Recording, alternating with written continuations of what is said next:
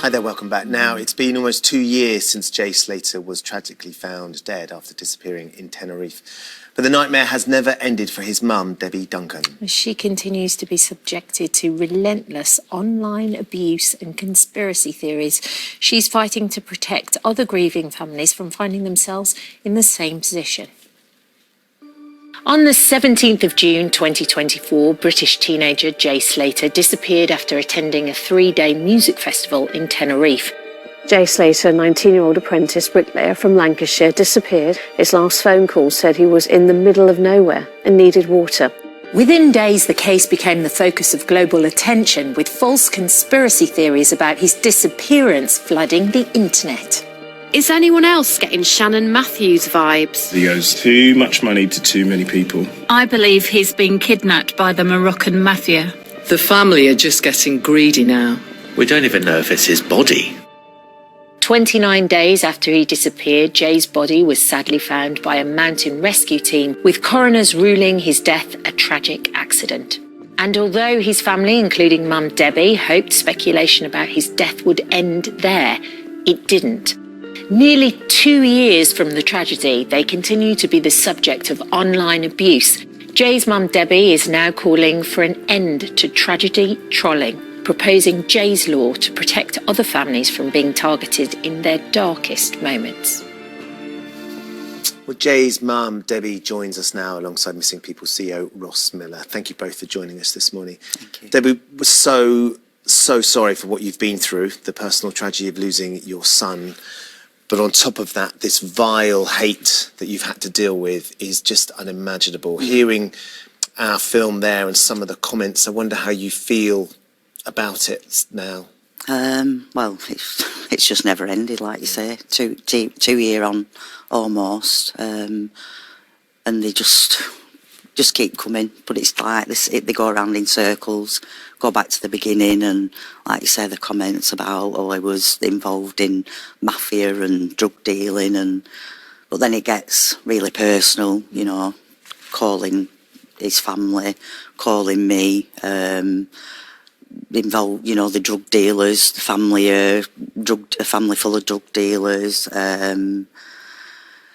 He had a bad upbringing. It just got really personal. Yeah. Just, you know, they don't know us, they don't know our family, they didn't know Jay, but yet they just judge, and yeah. And it is cyclical. It just keeps going round and round and round and round. But in the very beginning, when he went missing, it's quite helpful actually to get the message out there. But then it just takes a turn. It quickly turned, within hours. I mean, the media descended upon Tenerife. You know, couldn't believe it. You know, like, wow. But yeah, and then it just quickly, like you say, it just turned. What was it, do you think, Debbie, that turned it initially? Because there was, I remember talking about it, we were reporting about it, we were desperately hoping we were going to find Jay, of course, as were you. When did it shift from being a really positive thing of attention, going, where's this young man, we need to find him as soon as possible, to being something much more sort of conspiratorial? God, it's hard to say. We just, like I said, the conspiracies started almost immediately, you know. And then obviously there was the GoFundMe was set up, which so it was a friend that set up a GoFundMe site, which has been sort of supported by thousands of people who wanted to help in some way. Yeah. And what's the implication of that then suddenly? I don't know. I just think people just, where there's money concerned, I mean, so many families rely on GoFundMes now, you know what I mean?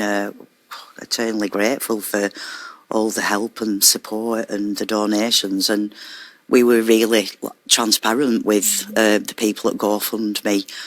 You know, they advised us, you know, obviously whatever I said did, and still to this day, the media, you know, dive on it. But yeah, they know what the money was used for, but it's just like, I mean, there'll be probably a video out later today. Oh, there's Debbie Duncan again, sat on a sofa, talking about Jay again and how much is she getting paid. But sat on this sofa to get across, you know, the trolling and the awful side to social media. And it's never stopped, has it? No, Even when they found Jay, and then after the funeral, it's never ever stopped. It's relentless. Yeah. And it's personally attacking you too. Yeah. Why?